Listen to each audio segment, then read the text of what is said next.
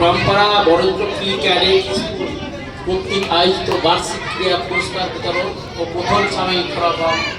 এটা আজকের অনুষ্ঠানে সম্মানিত সভাপতি, প্রধান অতিথি, বিশেষ অতিথিবৃন্দ, অভিভাবকবৃন্দ এবং আমার শ্রেণীর ছাত্রছাত্রীবৃন্দ, সকলকে আমার পক্ষ থেকে আসসালামু আলাইকুম। হিন্দু ভাইদের প্রতি আমার, যারা হিন্দু ভাই আছে এবং যারা ছাত্র আছে তাদের প্রতি আমার সচিত্র ছিল। শিক্ষা স্তর হচ্ছে তিনটি। প্রথম স্তর হচ্ছে প্রাথমিক স্তর, তারপর হচ্ছে মাধ্যমিক স্তর, তারপর হচ্ছে উচ্চ স্তর। আমরা যে অনুষ্ঠানে আজকে অতিথি হিসেবে এসেছি সেটা হচ্ছে প্রথম প্রাথমিক স্তর।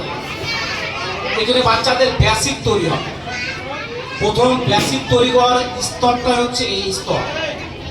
এই স্তরটা প্রত্যেকটা শিক্ষার্থীর বেসিক তৈরি করার জন্য যেমন প্রয়োজন, শিক্ষকদের এবং অভিভাবকদের সব থেকে বেশি প্রয়োজন। আজকে আমাদের ড্রাগ হিসেবে ব্যবহার হচ্ছে মোবাইল। বাচ্চাদেরকে অভিভাবকরা আজকে প্রত্যেকটা অভিভাবক বাচ্চাদেরকে শান্ত করার জন্য বাচ্চাদেরকে মোবাইল দিয়ে দেয় হাতে। এটা থেকে আমরা প্রত্যেকটা অভিভাবকের দৃষ্টি আকর্ষণ করছি, অবশ্যই বাচ্চাদের হাতে মোবাইল দেবেন না।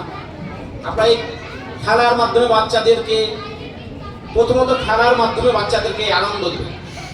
আর আমাদের দেশে আসলে নৈতিক শিক্ষার বড় অভাব। আমরা এই দেশে একটা বাচ্চারও আমরা যারা আছি এদেশে দুর্নীতি সে সব। আমরা আসলে সুশিক্ষা দিতে পারছি না। আমরা নিজে শিক্ষক, আমরা আসলে পাচ্ছি না সুশিক্ষা দিতে। আসলে এই দেশের বড় অবক্ষয় আমাদের।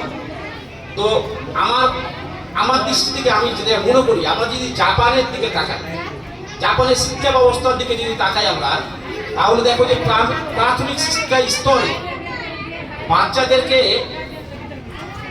এমনভাবে শিক্ষা দেওয়া হয়, সেখানে বাচ্চাদের একটা প্রাইমারি স্কুলে 1200 জনের ক্লাস ছেলে লেখাপড়া করে। বাচ্চাদের প্রতিদিনের খাবার ব্যবস্থা দেওয়া হয়।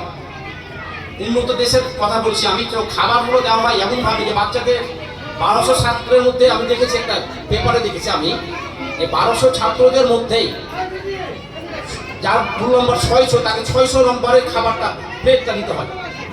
এখানে তারা 2 ঘন্টাও লেট করতে পারে একটা বাচ্চা খাবার নেওয়ার জন্য। এবং এখান থেকে তাদের নৈতিক শিক্ষা দেওয়া হয়। আসলে জাপানে কোনো মন্দির নাই, মসজিদ নাই, প্যাগোডা নাই, কিন্তু তাদের ধর্মীয় কোনো শিক্ষায় এমনভাবে দেওয়া হয় যে বাচ্চাগুলো পুরো কফ শিখে না। আর বাচ্চাদের প্রথম কাজ হচ্ছে এই শিক্ষা নেই। এই শিক্ষা যদি বাচ্চাদের আমাদের এই মাধ্যমিক প্রাথমিক শিক্ষা স্তরে যদি বাচ্চাদের যে শিক্ষা আমরা দিব, সেই শিক্ষাকে বাচ্চারা গ্রহণ করে। এই কারণে আমাদের প্রথম দরকার নৈতিক শিক্ষা দেওয়া। আর এটা সম্ভব পড়াশোনার মাধ্যমে এবং খেলাধুলার মাধ্যমে। আমরা প্রত্যেক অভিভাবকের দৃষ্টি আকর্ষণ করে বলছি, আবার বলছি আমি, যে আপনারা মোবাইল বাচ্চাদের হাতে তুলে দেবেন না।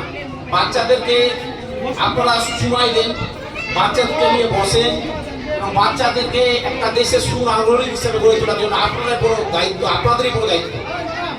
এবং এই প্রতিষ্ঠানে উত্তরণ কামনা করছি এবং আমি মনে করছি এই প্রতিষ্ঠানটা আমাদের একটা মডেল। আমরা চাই এই স্কুলের এই প্রতিষ্ঠানের মাধ্যমে দিন দিন উত্তরণ হোক এবং এলাকার সমাবৃদ্ধি হোক।